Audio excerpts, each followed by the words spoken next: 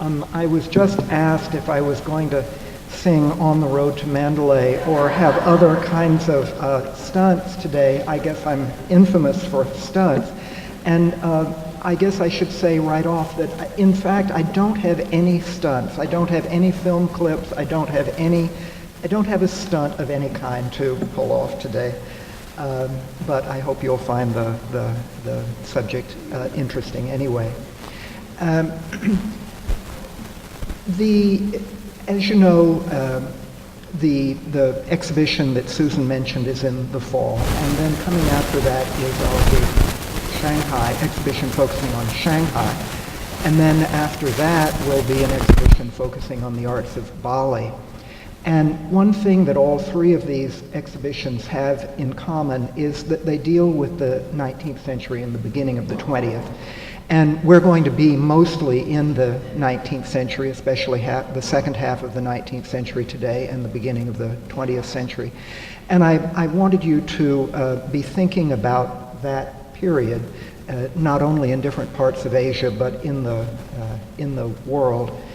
Of course, I woke up early this morning before I was supposed to, and I was lying in bed, and I had this vision in my mind, thinking about the talk. The vision that came to me was, the scene in Close Encounters of the Third Kind when the mothership finally appears over the butte or the mesa or whatever that thing is, and the mothership is as big as you can imagine. Part of the story of the 19th century is not exactly first contact, but it's the time when lots of parts of Asia are having to get to know the West, Western individuals, Western powers, more than previously. And think for a minute, think about space aliens with me for a moment. A ship has come to Earth and some aliens have gotten off, and we Earthlings, of course, are completely stunned that the Martians have finally arrived. And our questions, of course, are they like us a little bit, not at all, completely? How much like us are these Martians? What can they do? What special powers do they have? And how do we figure out about those special powers? Can we find an Achilles heel? To switch Martian stories, in another Martian movie, the Martians all get the flu and drop over dead or something. So, do they have a flaw that we can count on to help us or to prevent us all from getting eaten or whatever it is they're going to do? And of course, the question of their eating us raises the very basic question of why are they coming here? What are they after? What do they want from us? Obviously, all of these questions are the ones that people in Burma in 1800 are asking. It's not that they had never encountered Europeans before, because they had. There had been Europeans of various kinds in Burma before this, but in relatively small numbers. What starts to become obvious in Burma in 1800 and in other parts of Asia as well is not just, here are some space aliens coming in from these different places, and they seem familiar in some ways and very exotic and strange in other ways, and we're trying to figure out what are they after, why did they come here, how much are they like us, what are their powers, how can we counter their powers. But from 1800 on, especially the British, but also the French who are around, They've got technology, they've got weapons, they've got numbers, they've got economic power, they've got military power to a degree and at a scale that we, the Burmese in 1800, had no idea of. We have seen them previously as traders, potentially as the occasional adventurer. We have hired Portuguese in the 16th century in Burma. We have hired Portuguese gunners and armament specialists, so we've dealt with Europeans before. But we're getting a sense of how many of them there are out there, how many of these space aliens, what powers they have. And it's quite stunning. And we are desperate to get more information. So, you know, the Martian ship has come, but then of course the other thing that happens is another flying saucer flies in and some creatures get off it, and they're not Martians, they're Venusians. And then another flying saucer comes in and some creatures get off, and they are neither Martians nor Venusians, but they're all from Jupiter or something. Because obviously these Europeans, with their eventually steamships and very elaborate armaments and ideas about things and ways of mobilizing military force and so on that are unfamiliar to us and very threatening, they're not all the same, obviously. You've got to deal with them in different ways. You've finally learned some Martian so that you can deal with the first batch, and then along come the Venusians, and you don't have a language in common anymore. And then along come the Jupiterians, and you don't have a language in common with them either. It turns out that the Martians and the Venusians don't get along. They're at war back on Mars and Venus. The Venusians have one religious system and the Martians have another religious system, both of which they are trying to push onto us, but their religious systems don't correspond. So, I mean, this is you know, I'm being flippant about it, but it's real for the Burmese in 1800, the Siamese in 1800, and I dare say just about everybody in Asia in 1800 to figure out which are the powerful ones, what are their powers, how can we counter their powers, how much like us are they. There's an apocryphal story, which you probably know from the period of the story of the King and I, from the 1850s in Bangkok, the capital of Siam. The court women had occasionally seen or heard of, seen probably, European men, but European women were uncommon, and this was true in a lot of parts of Asia. Men were there first, and so to encounter European women was a new thing. And you've seen European women from a distance, or you've seen pictures of them, and they have this very odd shape. Their torsos to their waist are sort of seemingly normal, but then at their waist they go like this. You know, 1855, 1860, just pre-Civil War dresses. We know that they're dresses. But the question is, are European women really shaped like that? I mean, is that them underneath their hoop skirts? Is all of that flesh? And if so, how are they put together, and how does all of that work? Well, it's a kind of a silly thing, and I think the story probably isn't literally true, but it is the kind of question that comes up, because why would anybody be wearing a hoop skirt? I mean, really, why would anybody be wearing a hoop skirt if you don't have to have all of that to cover up your giant legs and giant thighs or whatever it is? So the question of how much are they like us? How can we assume that the ways that we earthlings think and feel and interact are the same way that these Martians and Venusians think and interact, and our bodies are put together and so on. And of course, the questions always come up.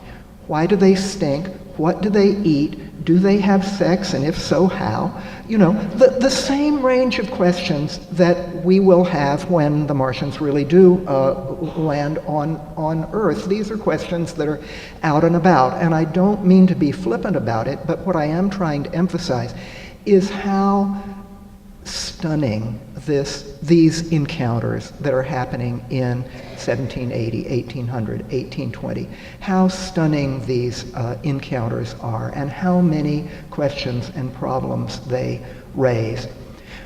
We'll be talking about the Anglo Burmese Wars, of which there were 3 in the course of the 19th century. We'll be talking about those later, but I just want to give one example of the issues of technology. The Burmese, who in the 1790s, 1810s, up to 1820, had been feeling very self-confident. They had been they really had an empire. I'll talk about this more in a minute, and I'll show it to you on a map. They had been very expansionist. They were the big rising power in mainland Southeast Asia. They were the people that everybody else in mainland Southeast Asia was afraid of. First Anglo Burmese War in 1823-24. The Burmese, a lot of battles are fought on the big rivers, like the Irrawaddy River. You know, this is typical for Southeast Asia. Battles are fought on the big rivers. The Burmese have giant war boats made of teak. They're very well engineered. They're immensely strong. They are rowed by the strongest rowers. You know, the most buffed up guys are rowing these boats. And the Burmese war boats, river war boats, are the terror of the rest of Southeast Asia because they've got guns on them by this point. They've got, you know, advanced armaments. They move very quickly. They are very strong. I believe one of the early times in the world military history, the British had steam boats that they were using in the river battles. And it wasn't that these early steamboats were so sophisticated and powerful. It's not that, but the British could either chase the Burmese warboats upriver, or force the Burmese warboats to follow them upriver, and the rowers get exhausted, and then the British go back and you know, and that's the end of it. So it wasn't that these early steamboats were so powerful or so fast or anything like that. It's just that they could go upriver against the current endlessly without wearing out. And so they can force the exhaustion of the Burmese warboats' rowers and then go in for the kill. So this is the kind of technological encounter that's happening in Burma and other parts of Asia in war and in other categories. And I'd like you to keep these kinds of things in mind. These are themes that will come up through the course of the talk. What I'm going to try to do in the first hour is a bit of history of Burma leading up to and through the Mandalay period. And in the second hour, I'm going to focus on some of the artworks that will be in our exhibition in the fall, trying to put them into the historical and cultural context that I've laid in the first hour. And then if there's time at the end, I want to focus for 10 or 15 minutes on our big Burmese throne shrine that's over on the third floor in Gallery 11, because its meanings are very important and it fits very much into this context. Some of you have heard parts of what I'm going to be doing in the second hour, and so, you know, don't feel like you have to stay after break if you've heard it before. You know, please go and, you know, go to the library and do an hour's worth of reading, and don't listen to me again if you've heard it before.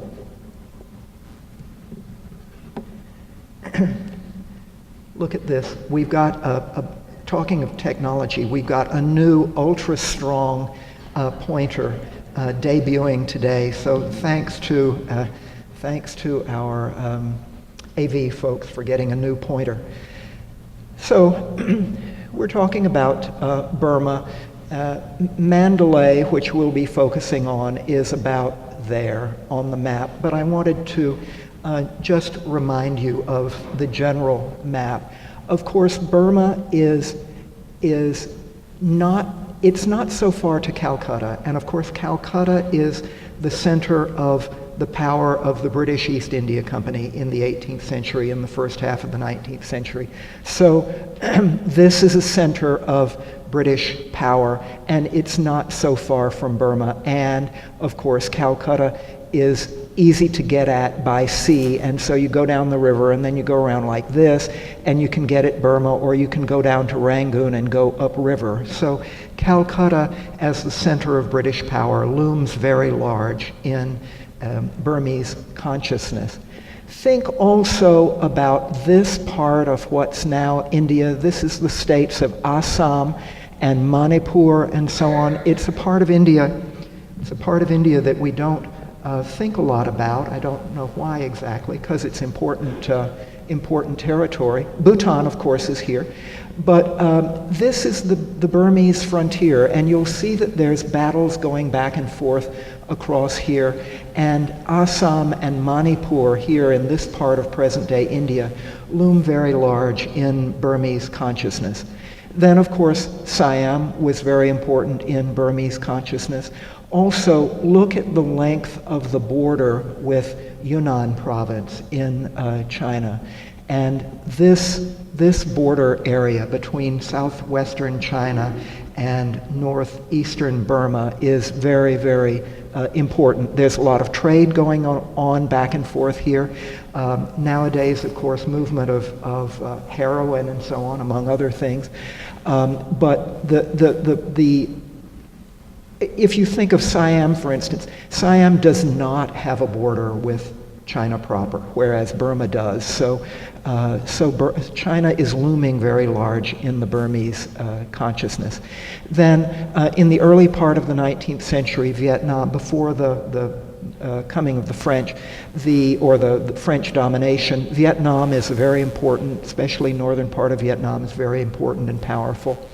Sri Lanka, of course, is always important from the Burmese point of view because it's the homeland of Theravada Buddhism, which is the kind of Buddhism that was current in Burma, in Siam, in Cambodia, and in Laos. So all of these Theravada Buddhist countries are always looking back to Sri Lanka as the center of Theravada orthodoxy and sending monks on mission to Sri Lanka to get texts and so on and so on. So Sri Lanka looms large. Then we talk a lot about trade in this lecture series, and of course it's enormously important. Do be thinking about the Bay of Bengal as not as a boundary, but as a highway. So the connections between the east coast of India and the west coast of Burma, there's a lot of trade going on. There's trade all the way around here.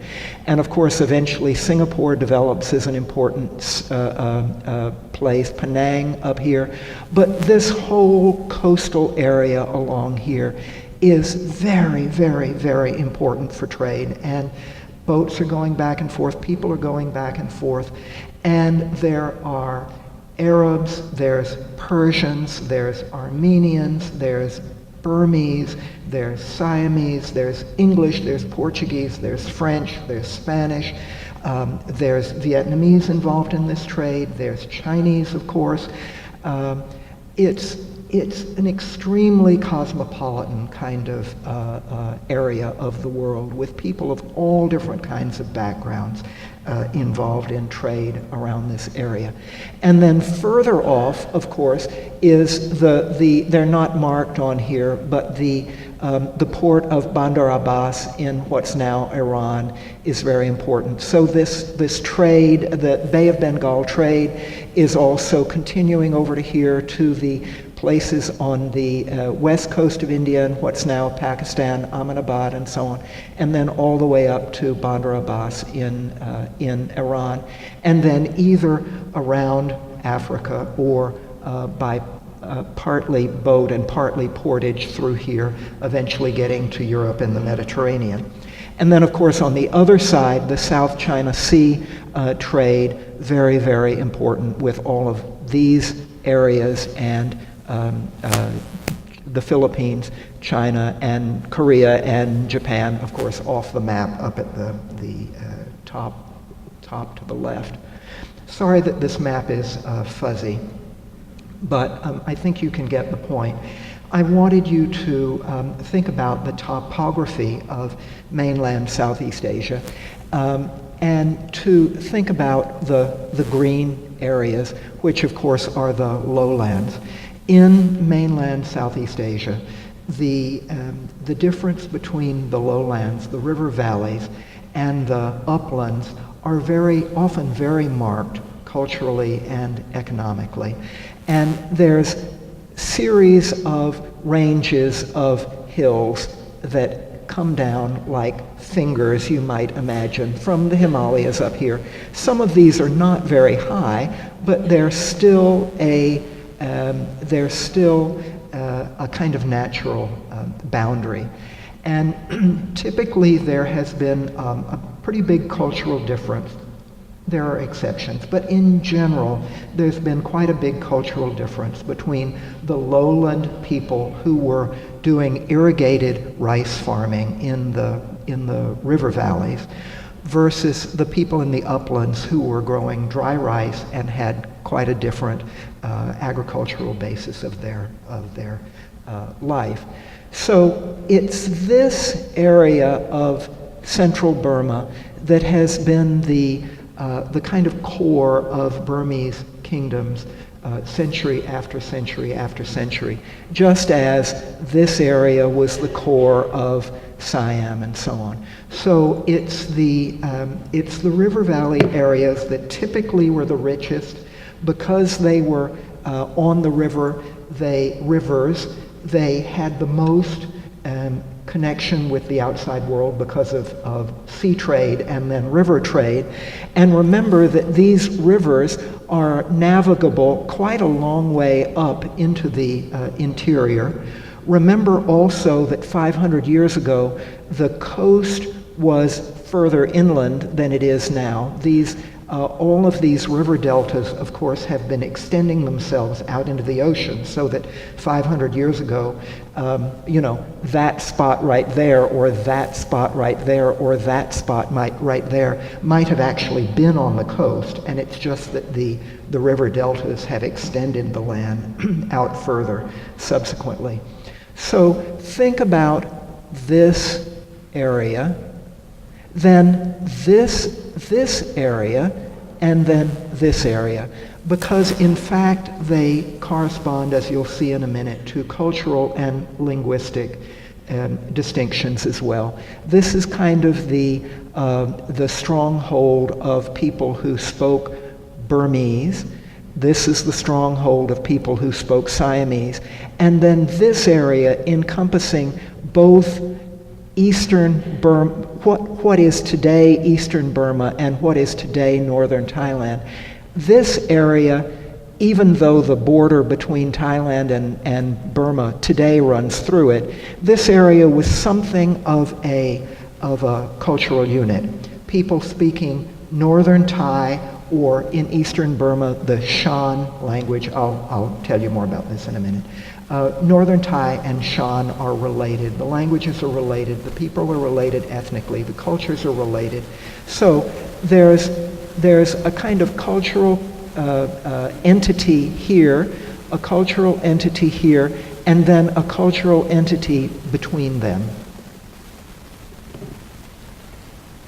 This is a linguistic map of Southeast Asia, and a couple of important things to remember. remember that mainland Southeast Asia is very, very diverse ethnically and linguistically, always has been, is less so today because of the development of modern education and TV and radio and the movies and so on.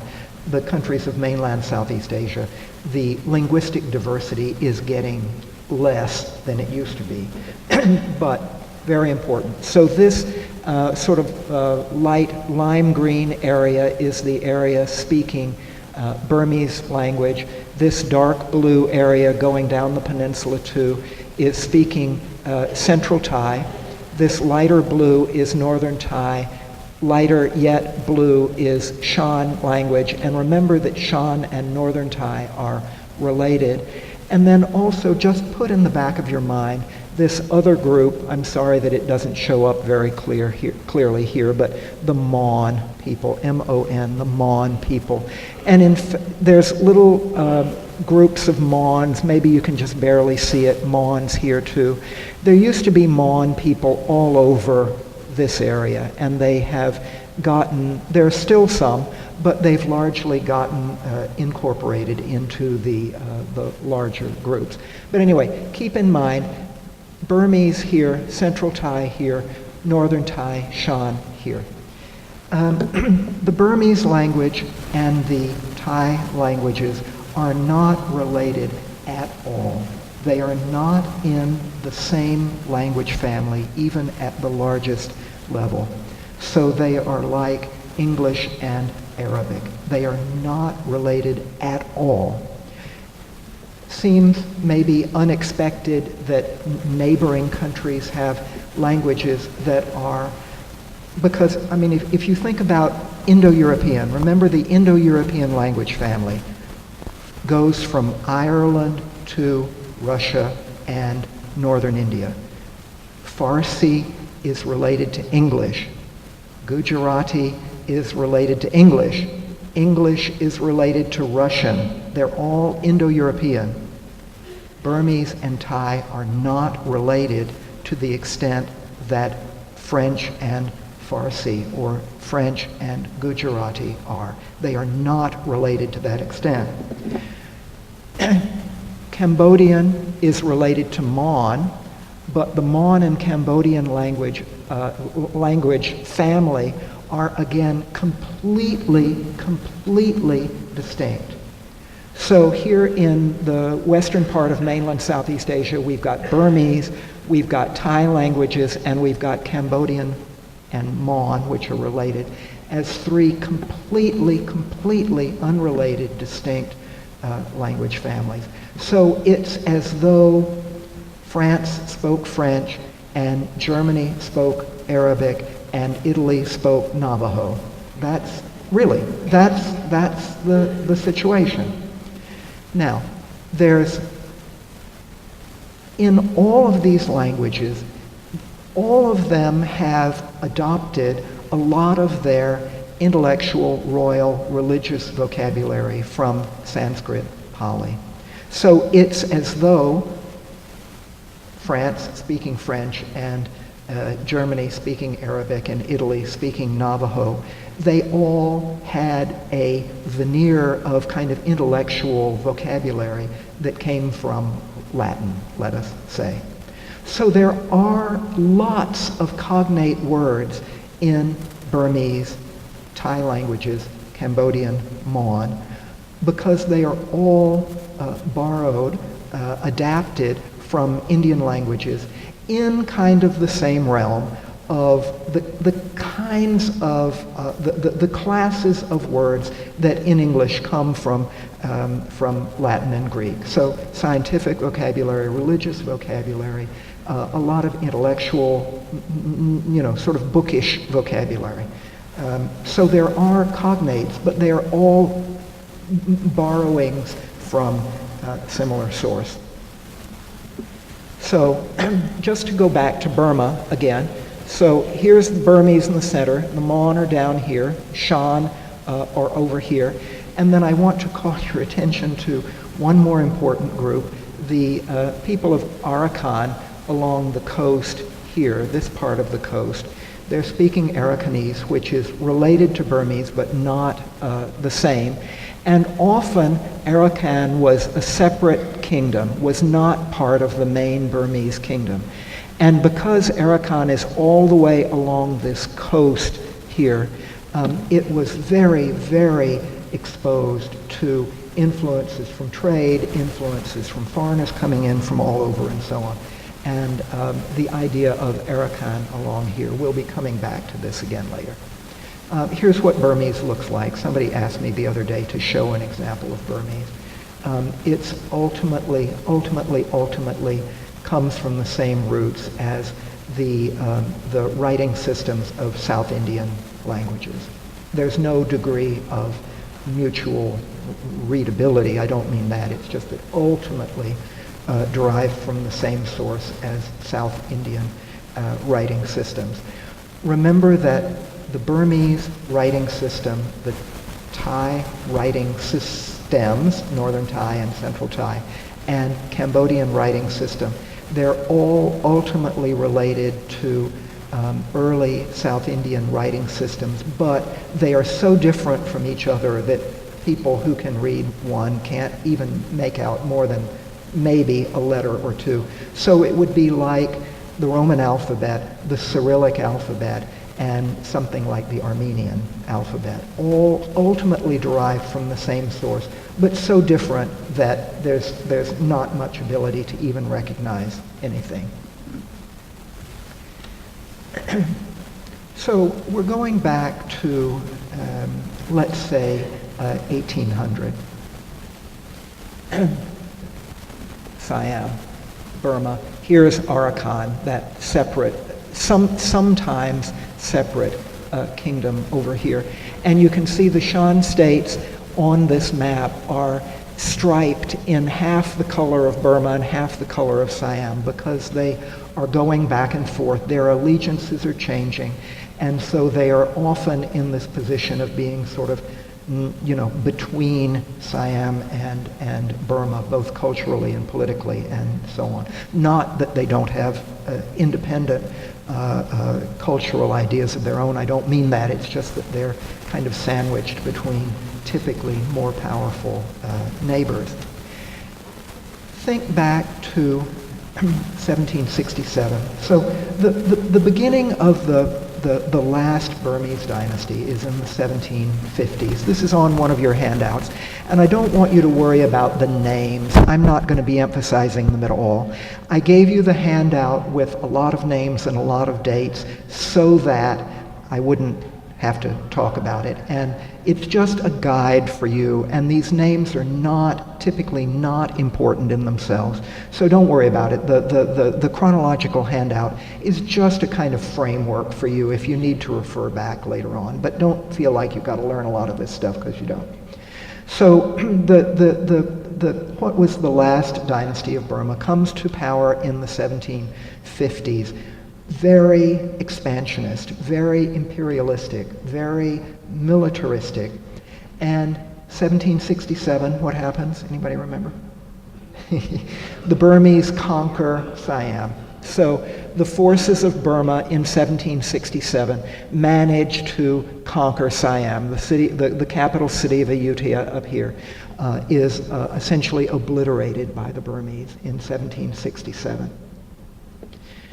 100 years later, even 20 years later, but 100 years later, the tables are completely turned.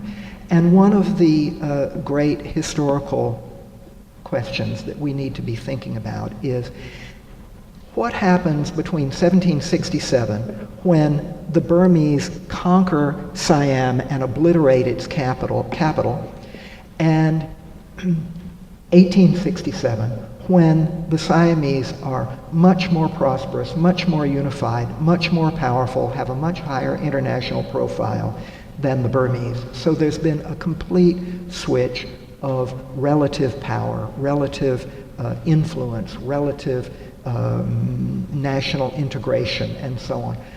What are the factors that have brought this about?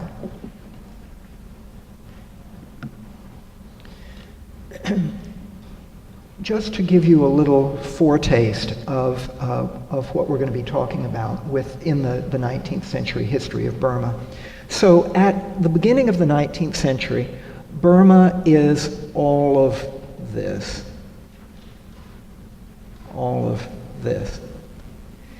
In the 18 teens, Burma still very imperialistic, very expansionistic. And the Burmese conquer this area. They conquer Arakan and bring it into the Burmese Empire. They eventually take over the state of Manipur, which had traditionally been associated with India, and it today is part of India.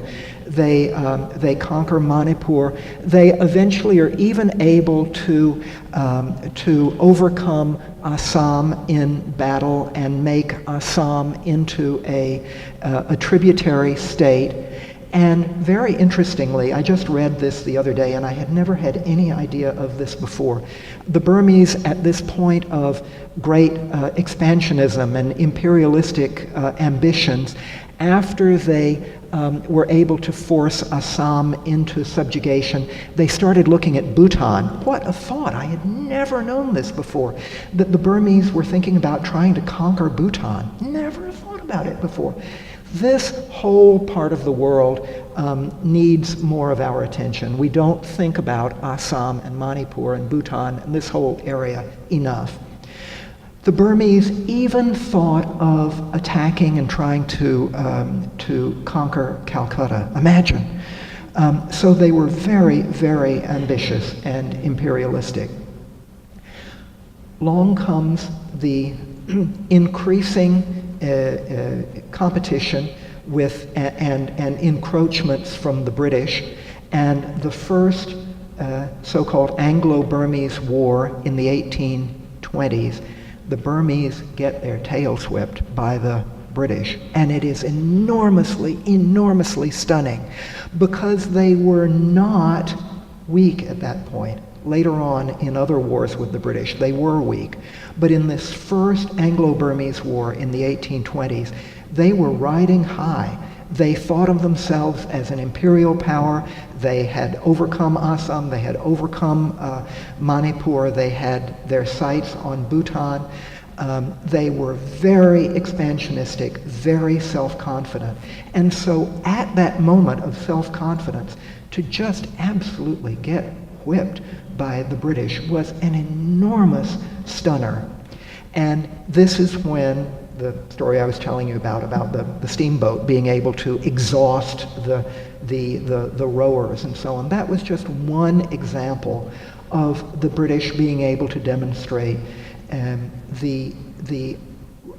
really, it was like the Earthlings and the Martians. Those Martians, the Brits, had weaponry, had mobilization of industry, had sophistication in armaments and so on that was so far in advance of ours, the Earthlings, that we could hardly resist them. And we didn't know it. We had not realized how far ahead the British Martians were in armaments and so on than we. We had muskets still. We're still using muskets in the 1820s.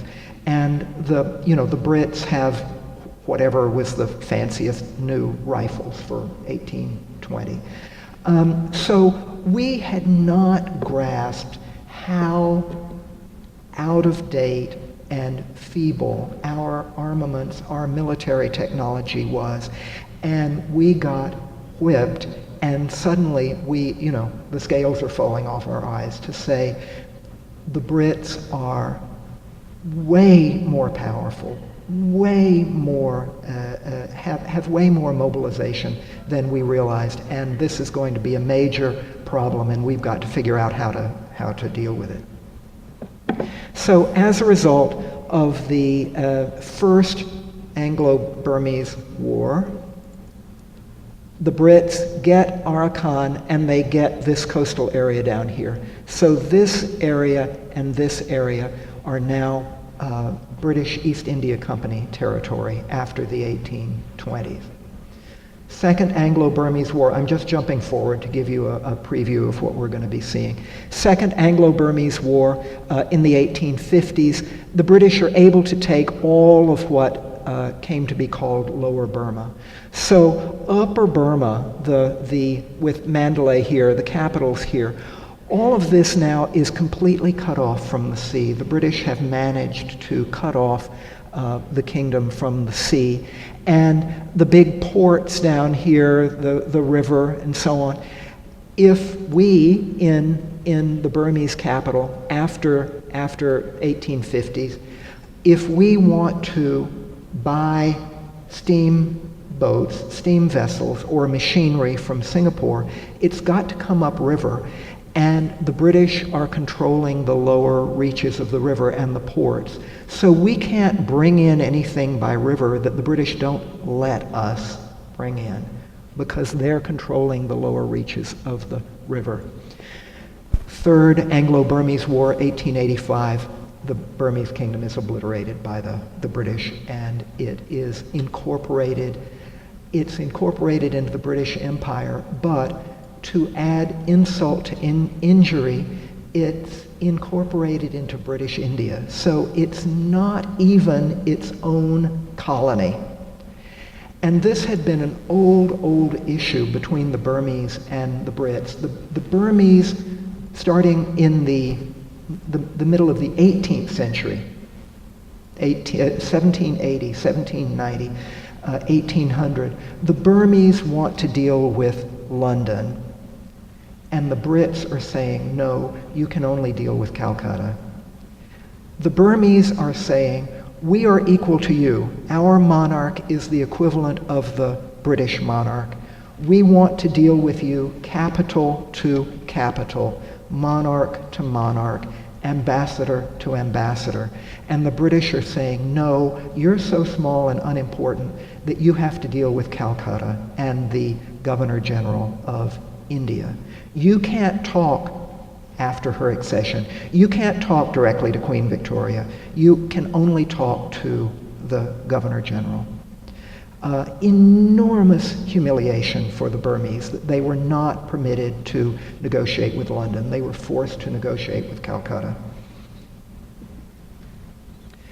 So, just to summarize, here's the beginning. Here's, let's say, 1800. Burma is this big, powerful, expansionistic thing, and by 1855, it's reduced only to this and has completely lost all of its coastal territory and lost the lower reaches of the river. So this is just a kind of review. Now, let's talk about religion for a moment. Some of you who are docents will have been studying up on Bhutan and are probably giving tours for the Bhutan exhibition. When you get to the Emerald City show in the fall, you're going to need to forget everything you learned about Bhutan. Because, Bhutan has Tibetan-related Vajrayana Buddhism. Siam and Burma have Theravada Buddhism. This is, at least as different as Eastern Orthodox in Greece and Baptists in the middle of Kansas. Yes, they're all Buddhists, but many of their beliefs, their religious emphases, their ceremonies, their life ways are completely different. And much of the iconography and symbolism that we see in the Bhutan show will be nowhere visible in Siam and Burma. And instead, there's a whole different set of myths, a whole different set of important stories, a whole different set of artistic ideas. Theravada, of course, thinks of itself as the earliest and purest form of Buddhism. That's not entirely true, but that's the way the Theravadins have typically thought of themselves. They have as their basic texts the Pali language, Tripitaka, the standard set of canonical books in Pali language. And the Pali canon is what Burmese and Siamese Buddhists are using. Monks have to learn some Pali so that they can read and chant the sections of the Pali canon. Let me just clarify, though. The Pali language, which is related to Sanskrit, can be written in a variety of writing systems. So the Pali language in Siam is written in the Siamese alphabet. In Burma, it's written in the Burmese alphabet. In Cambodia, it's written in the Cambodian alphabet. So the Pali language does not take with it a writing system. It's written in whatever is the writing system of the country that it's in, typically. Lots of emphasis on monks and their role, to the extent that, as you probably know, in mainland Southeast Asian Theravada Buddhist countries, and that means Burma, Thailand, mostly Laos and Cambodia, young fellows, when they're 18, 19, 20, they typically take monastic orders and enter a monastery and live as a monk for 3 or 4 months, and then come back out. And that's possible in these monastic systems. Becoming a monk is not necessarily a lifetime vocation. You are not called to become a monk, and if you become a monk, that's what you are for the rest of your life. People can, and sometimes do, take orders, go into the monastery, live as a monk, come out for a while. Potentially, later on in your life, you might do it again, go back in.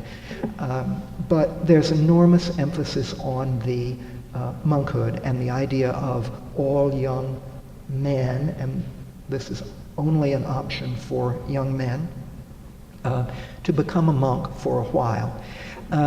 By doing so, you gain great merit, and merit looms very large in the Theravada consciousness. So we're doing lots of things to gain merit. The young fellow gains merit by becoming a monk for a period of time. And merit in Theravada, at least in mainland Southeast Asian Theravada Buddhist countries, merit can be transferred. So when I, as a young fellow, enter the monastery and become a monk for a period of time, I dedicate the merit that I have gained to my parents, to my mother and father. That's the typical process. It's a way of thanking and acknowledging your parents' sacrifices that they have had to make in bringing you into the world and raising you. So something you do to give back to your parents is to become a monk and then, as it were, assign the merit of your having become a monk to your parents. Remember that in Theravada contexts, the word bodhisattva only comes up in general. There are some possible exceptions, but in general, the word bodhisattva only comes up meaning Siddhartha before he achieves Buddhahood. So the great cosmic bodhisattvas, Avalokiteshvara, Manjushri, and so on, that are known in the Tibetan Buddhist world, China, Korea, Japan, they are not important, and their names do not come up in mainland Southeast Asian Theravada countries. The idea of multiple Buddhas, cosmic Buddhas, Buddhas associated with the directions of space, does not come up in Theravada contexts in mainland Southeast Asia. You do sometimes see sets of 3 Buddhas or sets of 5 Buddhas, but those are Buddhas of the past, present, and future, or a succession of past Buddhas. The conception is that there are not simultaneously more Buddhas than one. So you can think about past Buddhas, you can think about Maitreya, the Buddha to come, But you're not conceiving of a universe where there are multiple Buddhas simultaneously in different quarters of space, and they've all got their paradise. They've got a Western paradise or a Southern paradise and so on. None of that's there. And of course, the custom of monks going out in the morning to accept alms of food was and is very important in Theravada countries in Southeast Asia. This is, as you know, this is usually called in the popular literature begging. Monks go out and beg. Well, they don't go out and beg. They go out and give people the opportunity to gain alms by giving them food. I don't know how this works in Burmese language, but in Thai language, the term for a monk to go out in the morning to collect food, the term is that the monk is showing favor to living beings. The monk is doing you a favor by letting you give him food. So that's very important to remember in the power dynamic. The monk is doing you a favor to accept food from you, because you get so much merit, you get so much sense of charity and satisfaction from making that donation to the monk, that the monk is providing you with an opportunity. You remember a couple of years ago in contemporary Burma, when there were, riots and problems between Burmese and Burmese monks and Burmese students and the most horrible malicious government that Burma has been saddled with for many decades. You remember the monks refused to accept donations from some political members of the government. This is a major, major deal for the monk to refuse to accept your alms, your donations. It's like saying, I don't recognize you as a member of the human race. You are not a human being. That's what that gesture means. So for the monks to refuse to accept alms offered by members of the government was a symbol of the profoundest rejection and condemnation. Okay, a little bit of history. Well, actually, it's 11:30. Shall we stop here and have a break?